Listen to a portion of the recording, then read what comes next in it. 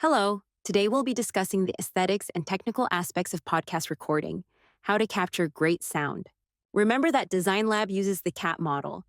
This video assumes that you already have your concept in mind and have thought about what your story is about, whom you intend to reach, and how you want to structure that story.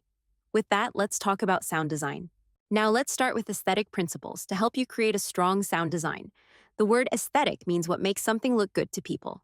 While some aesthetic elements of your design should be tailored to the audience you're imagining, if you follow some basic aesthetic principles, it improves how your piece comes across to pretty much any audience.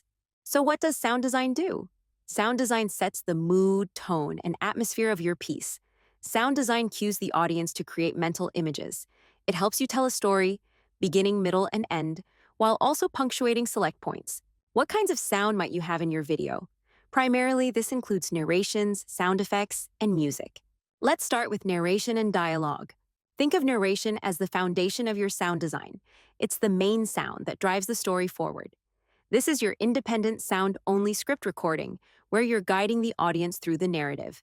Whether it's a solo narration or dialogue with others, the clarity and delivery of the voice are crucial. Your voice should be the anchor in the mix, ensuring that it stands out without being drowned out by other elements like music or sound effects.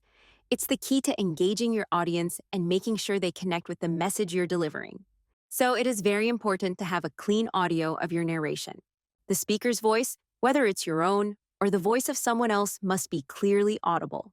That means you must be intentional about how you position your microphone. Let's take a listen to some different microphone placements. This is what it sounds like when my microphone is too close to my mouth. This is what it sounds like when I'm too far away from my mic.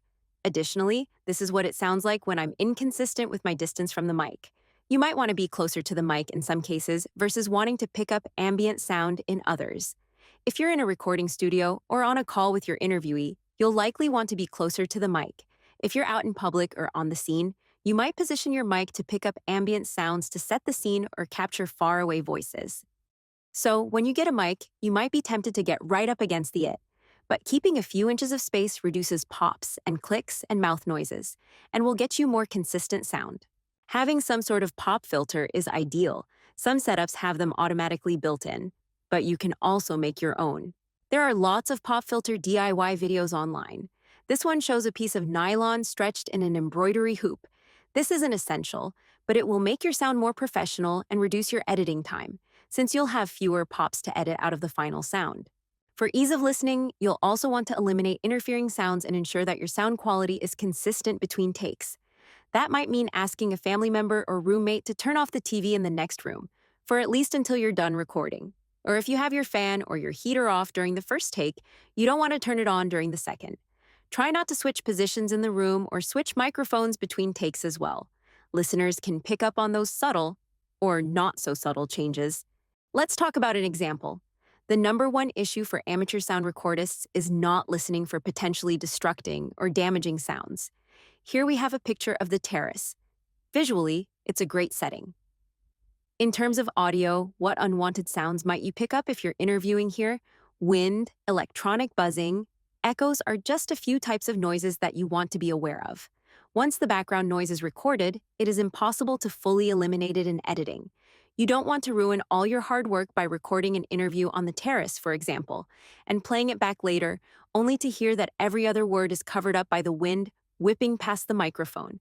So find a quiet location, avoid windy days, noisy areas. Similarly, avoid locations with electric interference that can cause hissing or buzzing. Or if you do decide to record in a location with interference, always remember to unplug or turn off those noise sources.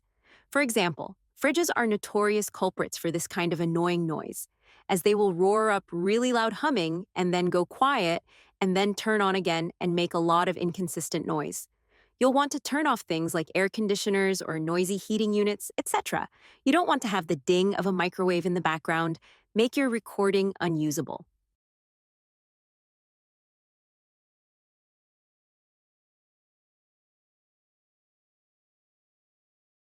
So, you've got your narration. Now what? Next, you may choose to include some other sound elements like sound effects or background music. Music and sound effects can be effective when used on purpose. Don't just add these to fill space or because you think you need to add something somewhere. Three good reasons to add music and sound effects are emphasis, for example, sound effects in sync with visual elements like titles on screen emphasize those important points and draw in the viewer's attention. Music can be very good for setting a tone.